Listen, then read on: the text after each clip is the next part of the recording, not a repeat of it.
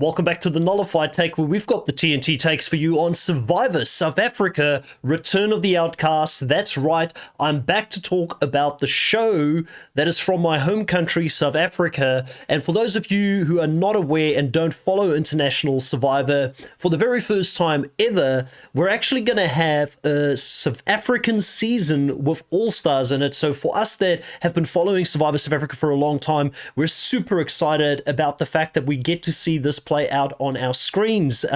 We've been aware for a long time that this season was going to come, but it has felt like forever since this season was announced until the point where they actually released the cast officially. But we have now had both the cast released and also a trailer drop from South Africa to show who is going to be returning officially for this season. I did a couple of months ago or weeks ago, I can't remember exactly how long ago it was, I did my very first bit of content for this season where I had two videos, which I will make sure to link at the end of this video, where I talked about the 5 biggest snubs, in my opinion, the people that I was shocked not to see return for an all-star season. And I also had a video where I talked about the pre-merge cast and my thoughts on them. So this video will be about the cast that has actually made the merge tribe, and we're going to do a quick rundown on a few of them.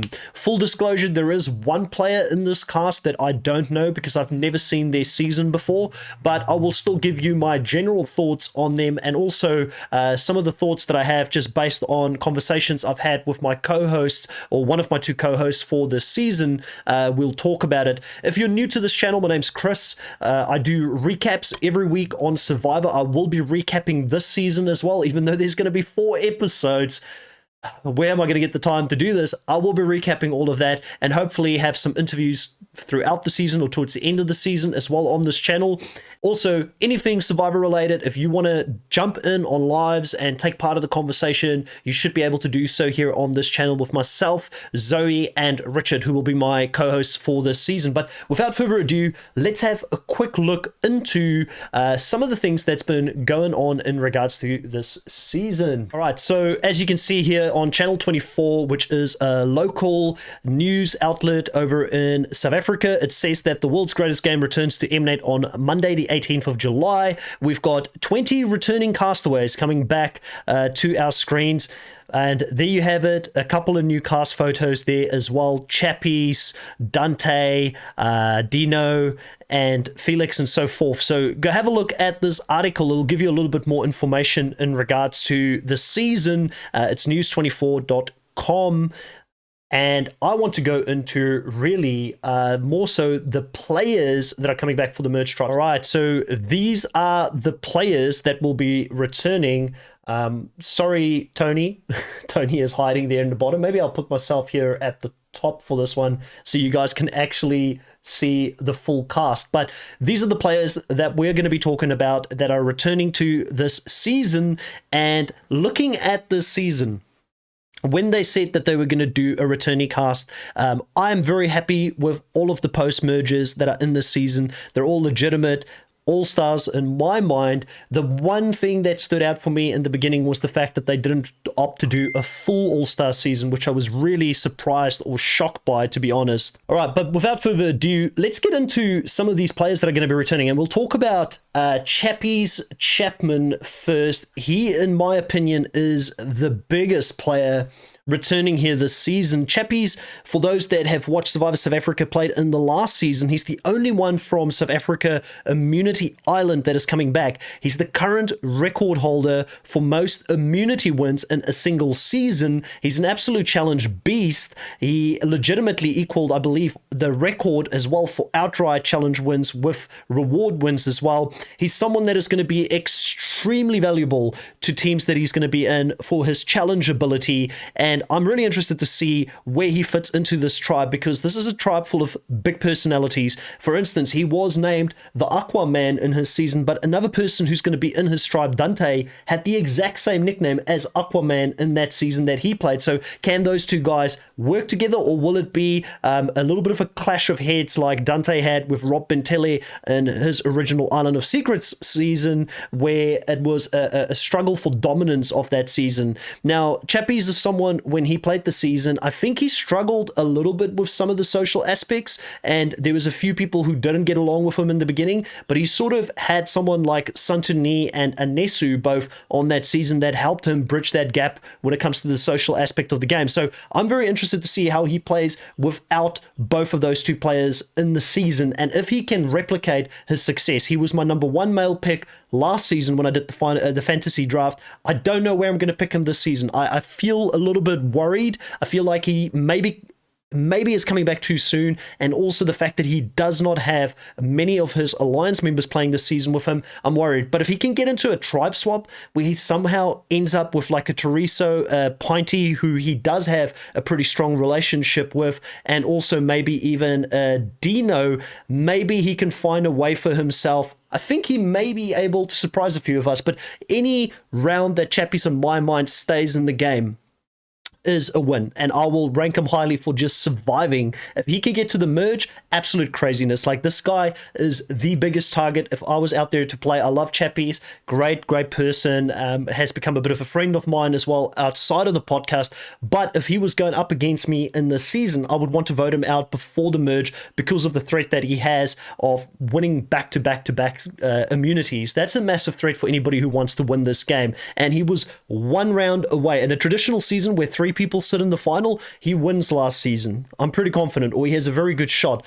but they changed it up and it was a final two, and he ended up being the last person voted out. So very worried for Chappies here coming into this season. All right, so the second person here on this list, as you can see, is Dante de Villiers. So we're going to drop from one Aquaman to another Aquaman in Dante, and Dante does have some people here this season that he has got in his back pocket that will work with him. Merl and himself were very close. Felix, who's in the pre-merge tribe, formed a part of that alliance and Island of Secrets as well. So he's got some people he can work with. I've got a feeling personally that Merl is going to be one of those players to watch out for this season. I think she's really good at networking. I think she has got a really good brain for this game, and that depending on how Dante does this season, if he actually let her take the lead a little bit, I think that they both can do really well. They also have another Island of Secret person with them in this tribe, which is Steffi, who they weren't necessarily the closest with because she was in the opposing controlling alliance of that season,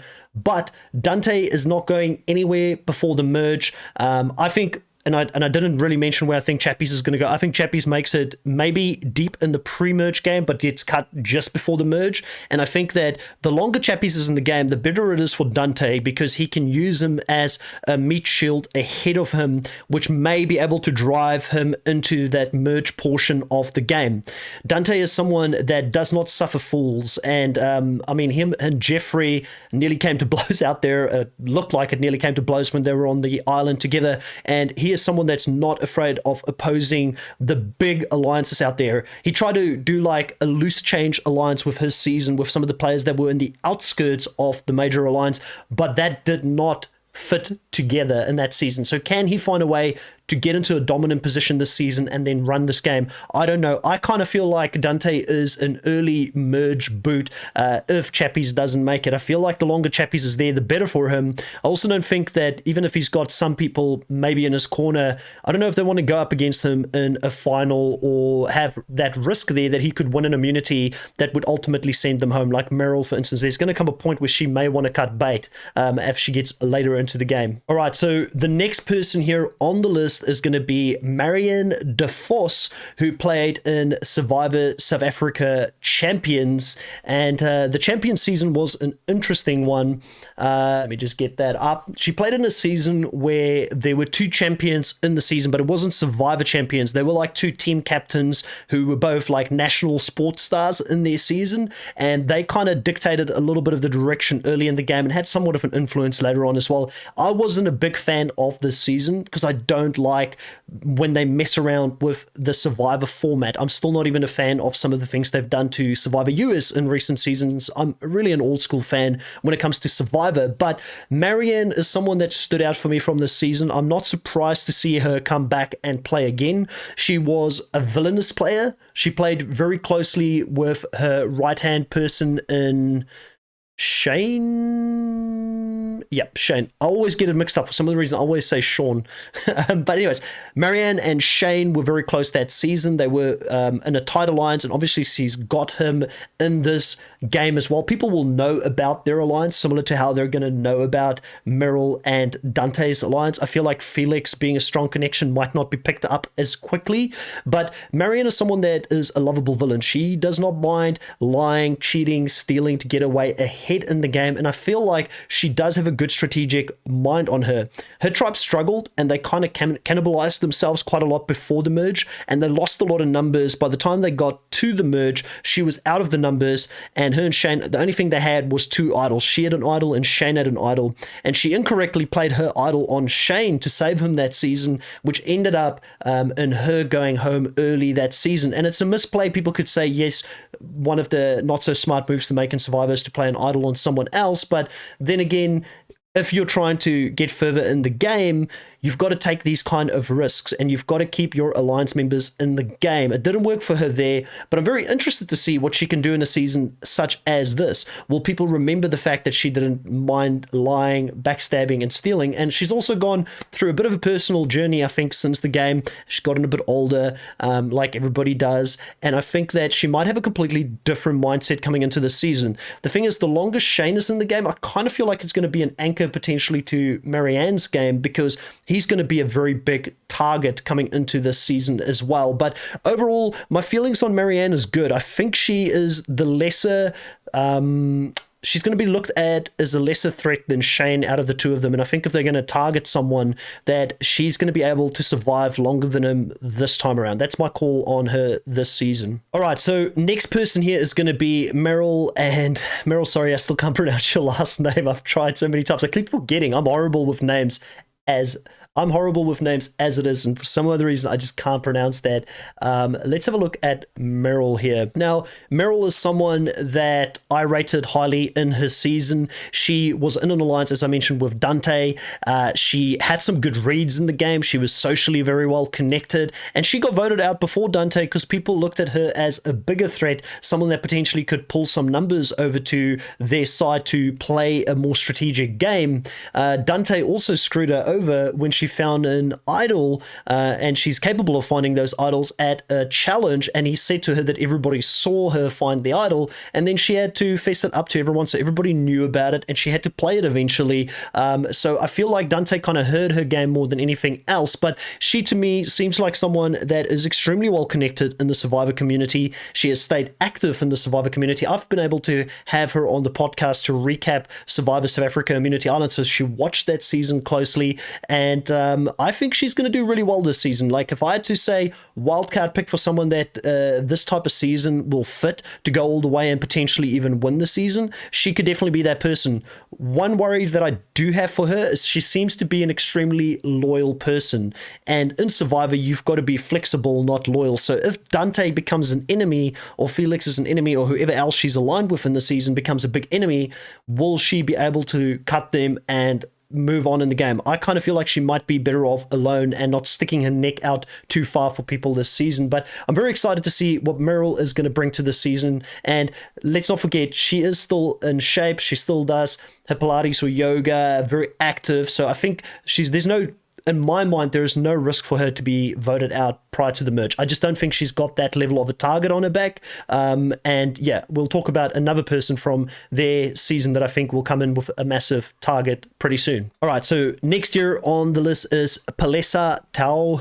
Palesta's only 31. Wow. So a lot younger than what I expect, because like her season was quite a while ago. She also played in an earlier season, season 6, Survivor South Africa Philippines.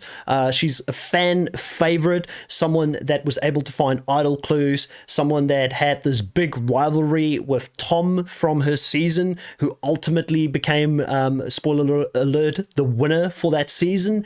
And she's also someone, if you ever watched the US season where Adam went up to try and get the idol from the podium in front of Jeff. She actually, prior to Adam doing that, found an idol in front of Nico Panagio, and I don't even know if I'm pronouncing that right, but she found an idol in front of Nico, the host for Survivor South Africa, at the podium at the exact same spot where Adam was looking for it. So obviously Adam was inspired by seeing Palesta find that idol. She had a big strategic game, and she seemed to be someone that could play a very, very good strategic and cutthroat game. Now, the problem she had was that she went in low on numbers to the merge and ultimately did not play her idol, got voted out of the game. I feel like her coming into this season, she's loved online and the community loves her, but I don't know if people that are actually playing with her this season sees her as a big enough target to immediately target in the beginning of the game. So I'm not too worried for her. I think she could make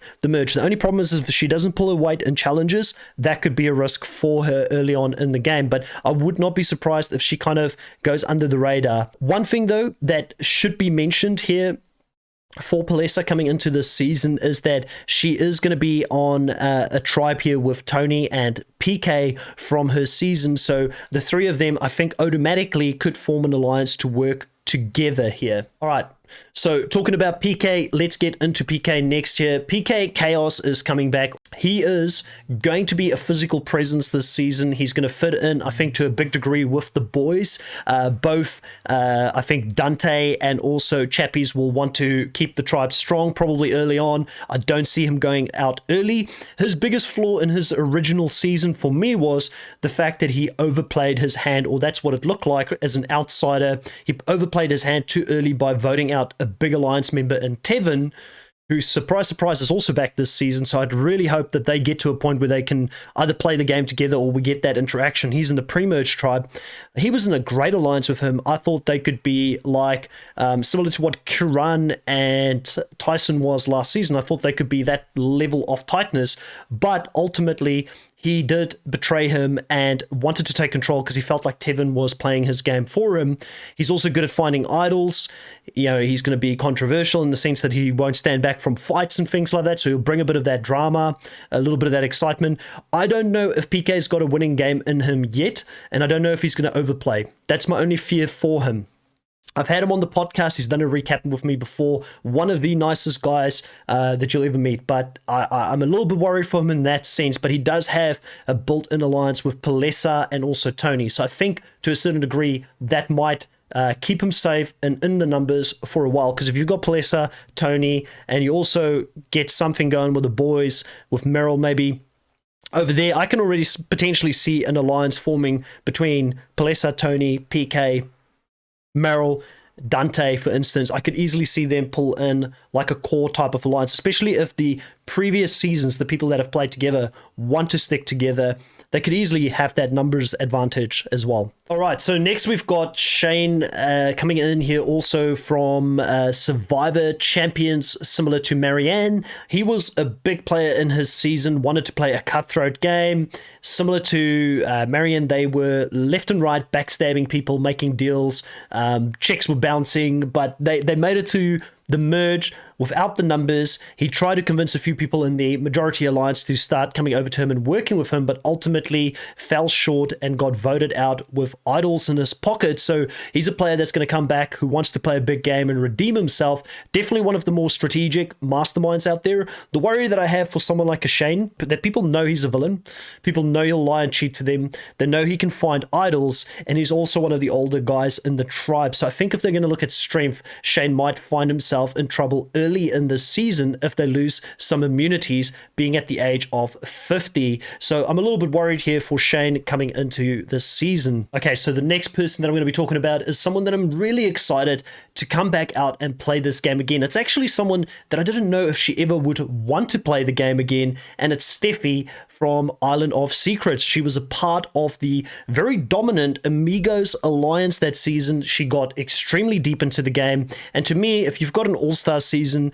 They did say from the start they were not going to have any finalists in the game, so that automatically cut out both Rob Bentele and also Nicole from that season. But you need to have one of the amigos back in the game, and Steffi is someone that's an athlete. She's done athletics at the highest level. She also played rugby for South Africa for the women's team, and that's a serious sport to play in. It's a contact sport.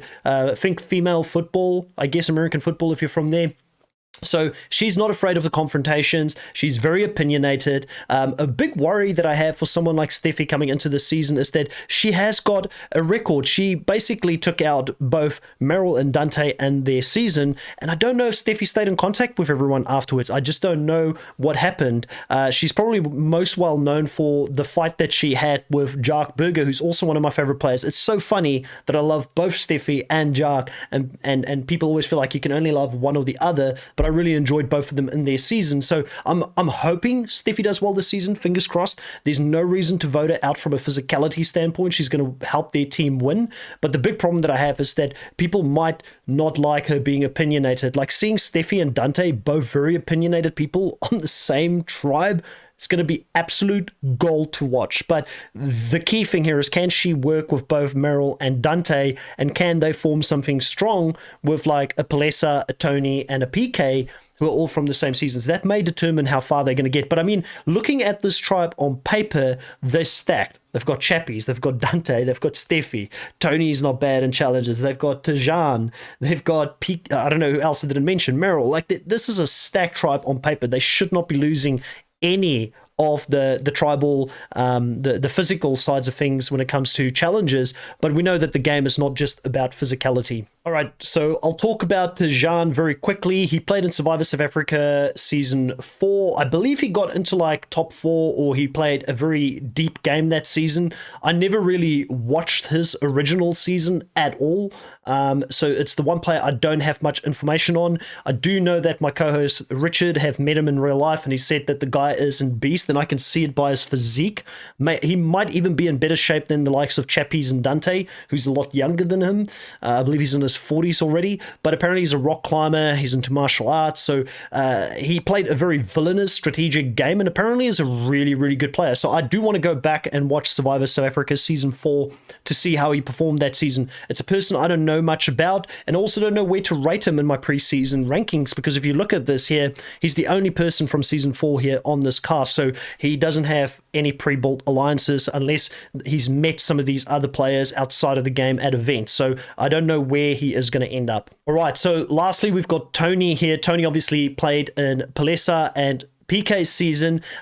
She was in a very strong alliance with PK that season, and also Vanerd and a couple of other people there, but she ended up falling short, being betrayed by Vanerd very early on. She is someone that is definitely very strong-minded, similar to, I would say, your Dantes and your Steffies of this world. So you've got 3 people here that could just clash heads from the start, and it could cause a lot of controversy early on in that tribe, or it could cause a lot of conflict within that tribe very early on. But Tony is someone that I definitely want to see do well. She is a friend of the channel. She's been on the channel a few times, and someone that I love to see play the game the first time, that I want to see out there again, and hopefully she can find a way to the end. I don't know what Tony's way is going to be to the end here if she doesn't work with both Palesa and also PK early on. But I will say this, Tony is one of the people in this tribe that is probably the most well connected in the Survivor circle. She's very active online. She gives back to the fans quite a lot. So from that aspect, I feel like she would have hung out with a few of these people outside of the game, going to events and stuff like that. So hopefully there is a way for her. Overall, the post-merge tribe looks stacked. If you had to choose between the post-merge and the merge tribe, who do you guys think has the most stacked tribe? I mean, if you look at experience, you can't see them going wrong, but you kind of think that if the pre-merge tribe does lose 2 or 3 early challenges, there will be a mix-up, and they will split the tribes up, do a tribe swap to get other dynamics in there. Overall, that's my thoughts on the merge tribe for Survivor South Africa. I hope you guys are as excited as I am to see how this season is going to play out. Stay tuned to this channel, hit the subscribe button, hit a like button, and we will be back shortly with a preseason draft and also some other content before we get into Survivor South Africa Return of the Outcasts this season, and we will be recapping every single week. So subscribe for more content, and as always guys, catch you next time.